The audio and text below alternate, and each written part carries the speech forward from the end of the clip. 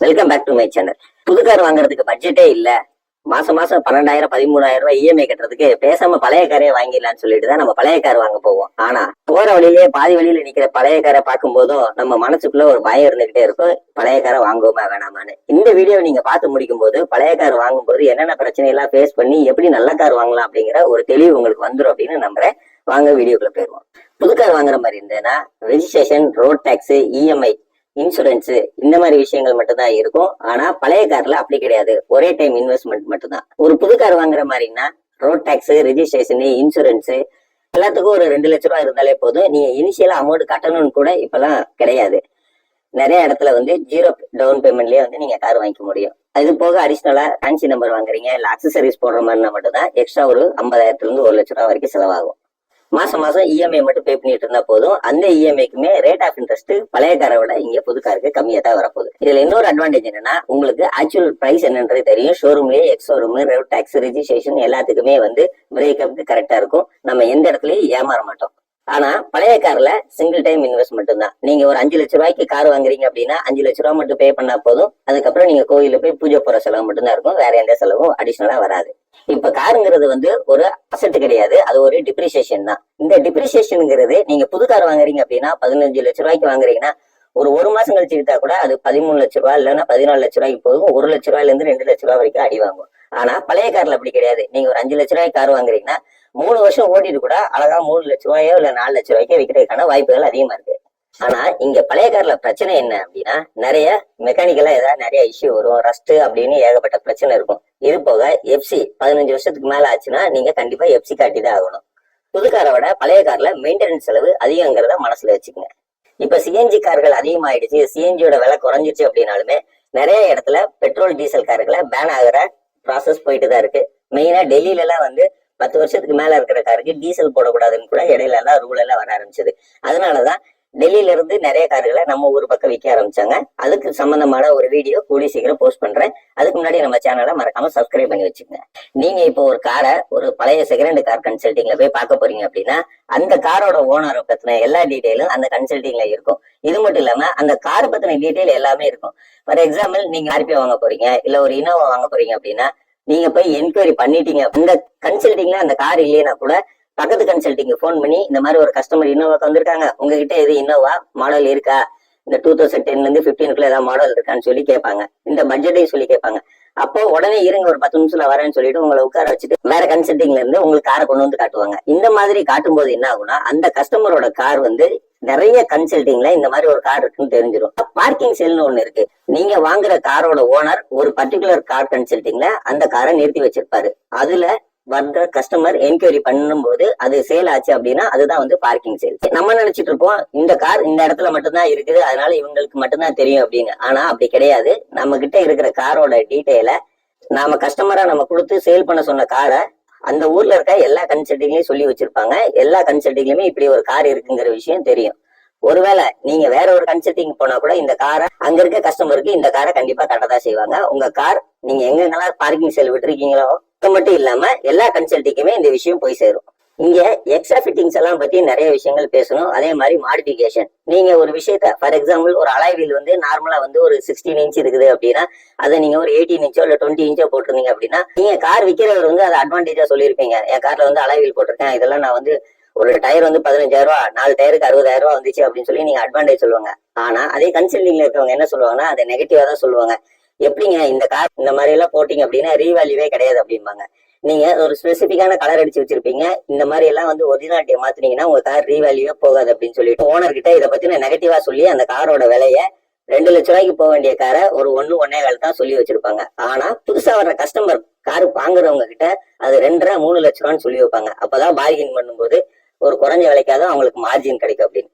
அதே மாதிரி வெறும் 2% தான் எனக்கு லாபம், அதனால நீங்க பார்க்கிங் செல்ல விட்டுட்டு போங்க, நாங்க customer to customer, owner to owner டைரக்டா பேச வைக்கிறோம்னு சொல்லுவாங்க. ஆனா 90% அப்படி நடக்கிறதுக்கான வாய்ப்பே கிடையாது. ஓனர் எந்த இடத்துலயுமே நேம் டிரான்ஸ்ஃபருக்கோ இல்ல டீல் பேசுறதுக்கோ கண்டிப்பா வர மாட்டாங்க. அப்படி இப்ப இருக்க கரண்ட்ல ஒரு பிரச்சனை மட்டும் இல்ல. அது என்னன்னா, டூப்ளிகேட் ஆர்சி புக்ஸ் பெரும்பாலும் இப்ப குறைஞ்சிருச்சு. ஏன்னா எல்லாமே ஸ்மார்ட் கார்டு சிஸ்டம் வந்துருச்சு. அது போக பரிவாகன் ஆப்ல எல்லா டீட்டெயிலுமே இருக்கிறதுனால உங்களுக்கு டூப்ளிகேட் புக் இஷ்யூ வந்து பெரும்பாலும் இப்ப இல்ல. அதே மாதிரி கம்பெனி சர்வீஸ் ரெக்கார்டு இருக்க வண்டியை நீங்க தைரியமா வாங்கலாம். ஏன்னா அதுல எல்லா டீட்டெயிலுமே இருக்கும். ஏதாவது ஆக்சிடென்ட் ஹிஸ்டரி இருக்குது, இல்ல டோட்டலா கொலாப்ஸ் ஆயிருக்கு வண்டி அப்படிங்கிற மாதிரி எல்லாத்தையுமே அதுல மென்ஷன் ஆயிருக்கும். ஆனா இதுவே ஒர்க் ஷாப்ல விட்டு தேர்ட் பார்ட்டி ஒர்க் ஷாப்ல விட்டு வண்டி எடுத்து சர்வீஸ் பண்றவங்களோட காரை நீங்க ரொம்ப மைனூட்டா செக் பண்ணணும். அதுல வந்து நீங்க ஒரு டிங்கரையோ ஒரு ஒர்க் ஷாப் மெக்கானிக்கையும் கூட்டிட்டு போயிட்டு அந்த வண்டியை ப்ராப்பரா இன்வெஸ்டிகேஷன் பண்ணீங்க அப்படின்னா, இந்த டிங்கர் வந்து பாடி அவுட்டர் இது எல்லாத்தையும் செக் பண்ணி ஏதாவது பிரச்சனை இருக்கான்னு சொல்லுவாரு.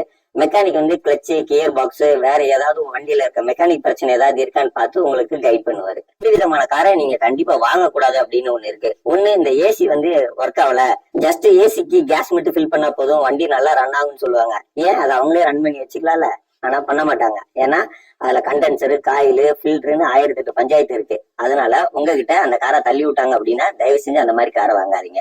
அதே மாதிரி ரேடியேட்டருக்கு ரொம்ப ஹீட் ஆகுது, வண்டி வந்து டெம்பரேச்சர் அதிகமாகுது அப்படின்னா அதுலயும் ஏகப்பட்ட மெக்கானிக் இஷ்யூஸ் இருக்கு. ஹெட் வந்து சூடாகுது அப்படின்னாலோ, இல்ல ரிங்ஸ்ல பிரச்சனை, இல்ல பேக்கிங்ல பிரச்சனை அப்படின்னு எந்த பிரச்சனை இருந்தாலும் அதை செலவு பண்றதுக்கான காஸ்ட் அதிகம்.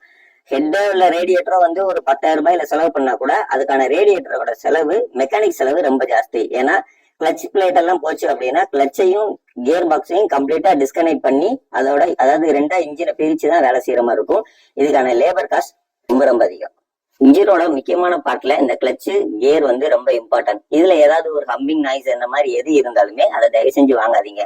வாங்கினீங்க அப்படின்னா 5,000 ரூபாய் 6,000 ரூபாய் செலவோட நிக்காது, உங்களோட மன நிம்மதி போயிடும். நீங்க ஒரு ஊருக்கு போறீங்க அப்படின்னா ஃபர்ஸ்ட் ஒரு 20 கிலோமீட்டர் 30 கிலோமீட்டர்லயே பிரச்சனை ஆரம்பிச்சிச்சு அப்படின்னா ஃபர்ஸ்ட் இன்ஜின் ஹீட் ஆக ஆரம்பிக்கும், அப்புறம் கிளச்சில இருந்து நாய்ஸ் வர ஆரம்பிக்கும், கியரோட சவுண்ட் வர ஆரம்பிக்கும். நீங்க ஒரு 50-60 கிலோமீட்டர் போனதுக்கு அப்புறம் வண்டியை பாதியிலே நிப்பாட்டிட்டு உங்க ஃபேமிலி மெம்பர்ஸை நீங்க பஸ் ஏற்றி விட்டுட்டு நீங்க காருக்கு காவல் நிக்கிற மாதிரி ஆயிடும். அதே மாதிரி டயரை பாத்துங்க. சில கன்சல்டிங் விளம்பரம் எல்லாம் போடும்போது பாத்துருக்கிறேன், டயர் வந்து 30,000 கிலோமீட்டர் ஓடி இருக்கு, 90% இருக்குமாங்க. அது எப்படி 30,000 கிலோமீட்டர் ஓடின டயர்ல எப்படி 90% டயர் இருக்குன்றது தெரியல. அப்போ ஒரு டயர் என்ன 3 லட்சம் கிலோமீட்டரா ஓடும்? ஜிமிக் வார்த்தையெல்லாம் நம்பி ஒரு கார்ஸ் கன்சல்டிங்ல வீடியோ பார்த்துட்டு போய் கார் வாங்குறத முதல்ல குறைங்க. ஒரு நல்ல மெக்கானிக்கோ இல்ல உங்களுக்கு நல்ல புரிதல் இருந்தா மட்டும் பழைய கார் வாங்க போங்க. அதே மாதிரி சஸ்பென்ஷன் ஏதாவது கடகடன் அடி வாங்குது அப்படின்னா அதை பாத்துங்க. ஏன்னா வெறும் சஸ்பென்ஷன் மட்டும் போயிருக்காது, அதுல இருக்கிற கியர் ராட்ல பிரச்சனை இருந்திருக்கலாம், அதுல ஏதாவது ரஸ்ட் இருந்து அது ஃபுல்லி டேமேஜா இருந்திருக்கலாம். அந்த மாதிரி ஆகுதுன்னா நீங்க நிறைய செலவு பண்ற மாதிரி இருக்கும். மினிமம் 30,000 இருந்து 40,000 ரூபாய்க்கு பழைய காருக்கே செலவு வரும். 3 லட்ச ரூபாய் காருக்கு 30,000 ரூபாய் செலவுனா கிட்டத்தட்ட 10% நீங்க காரோட சஸ்பென்ஷன் மட்டுமே காரோட விலையில செய்யற மாதிரி ஆயிடும். ஸ்டேரிங் ராடுல ஏதாவது பிரச்சனை இருந்தாலுமே உங்களுக்கு சஸ்பென்ஷன்ல சவுண்ட் வரத்தான் செய்யும். அதனால சஸ்பென்ஷன் பிரச்சனையா ஸ்டேரிங் பிரச்சனையான்றத பாத்துக்குங்க. அந்த மாதிரி இருக்கிற காரை அவாய்ட் பண்றதே பெட்டர் தான். அப்புறம் முக்கியமா பார்க்க வேண்டிய விஷயம் இந்த ஓனர்ஷிப். ஃபர்ஸ்ட் ஓனர்னா நீங்க நம்பி தைரியமா காரை வாங்கலாம். இதுவே second owner, third owner, fourth owner, நாங்க ஃபேமிலிக்குள்ளதான் வந்து காரை மாத்திக்கிட்டோம் அப்படின்னு சொல்லுவாங்க.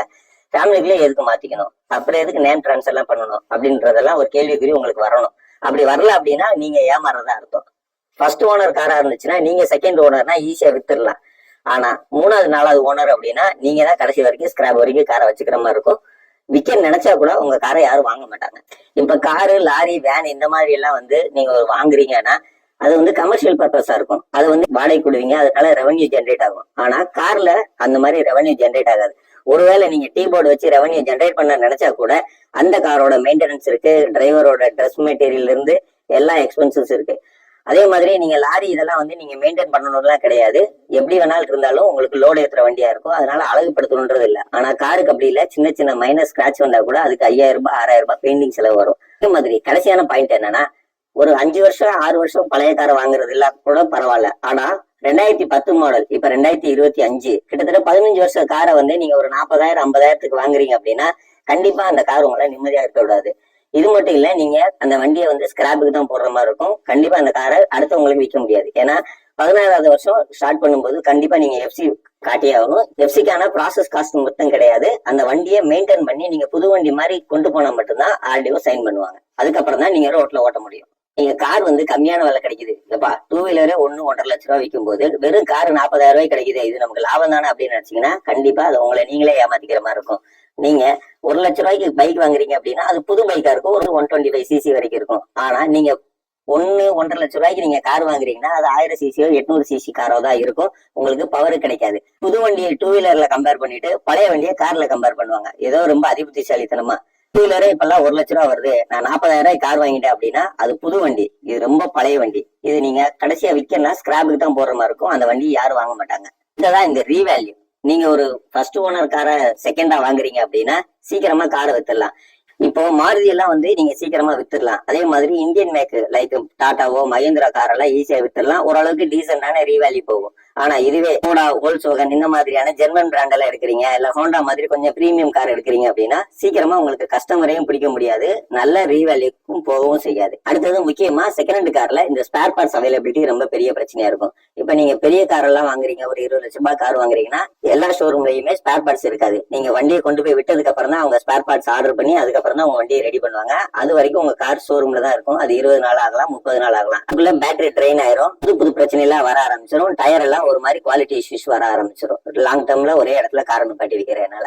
அதனால நீங்க ஈஸியா விற்கக்கூடிய காரா பார்த்து வாங்குறது ரொம்ப நல்லது. இப்ப ஹூண்டாய் எல்லாம் பாத்தீங்கன்னா முன்னாடி எல்லாம் சாண்ட்ரோ இருந்த காலத்துல எல்லாம் ஹூண்டாயில ரீவேல்யூ நல்லா இருந்தது. ஆனா அதுக்கப்புறம் அசன்ட், வெர்னா இந்த மாதிரி கார் எல்லாம் வர ஆரம்பிச்சதுக்கு அப்புறம் இப்ப ரீவேல்யூ குறைஞ்சிருச்சு. எக்ஸப்ட் கரெக்டா நீங்க புது கார் வாங்குறீங்கன்னா ஃபேமிலியோட ஷோரூம்ல கூட்டிட்டு போயிட்டு வண்டி என்ன காரு என்ன கலருன்னு சூஸ் பண்றதோட உங்களோட வேலை முடிஞ்சது. ஆனா பழைய கார்ல வாங்கும்போது நமக்கு நிறைய நாலேஜ் இருக்காது. அதனால ஒரு நல்ல மெக்கானிக், ஒரு நல்ல டிங்கரை கூட்டிட்டு போய் வாங்குங்க.